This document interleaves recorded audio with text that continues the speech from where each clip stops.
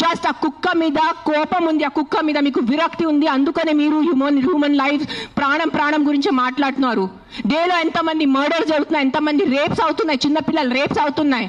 అప్పుడు ఎక్కడ పోతుంది మీ మనుషులు? Where is your humanity? అప్పుడు where is your this thing about human life? నేను చెప్తాను, మీ వీధిలో మీ ఇంటి పక్కనే ఒక 100 మంది ఉంటారు who will be raping and molesting small children. అప్పుడు మీరు ఏం చేస్తారో చిన్నపిల్లల కోసం?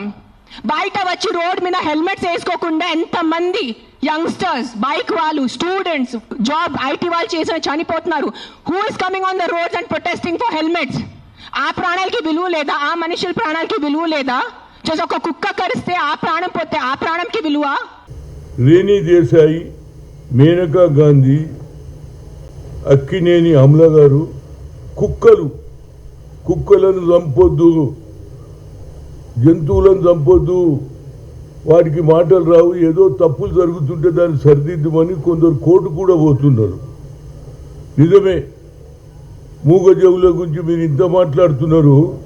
సమాజంలో ఇక చూడండి, భార్యను చంపిన మృతదేహాన్ని సెల్ఫీ, గొంతుని బిగించి భర్త హత్య అంటే ఇది ఎట్లా కనిపిస్తుందంటే, ఒక పక్క మహిళలలో ఎందుకేమో ఈ ఆక్రోశం, అదేవిధంగా మగవాళ్ళు గతంలో సతీ సావిత్రి సినిమా చూసిన నేను, భర్తను చంపడానికి వచ్చినటువంటి యమధర్మరాజు కాలు మొక్కింది, అయా నా భర్తను కాపాడు అన్నది.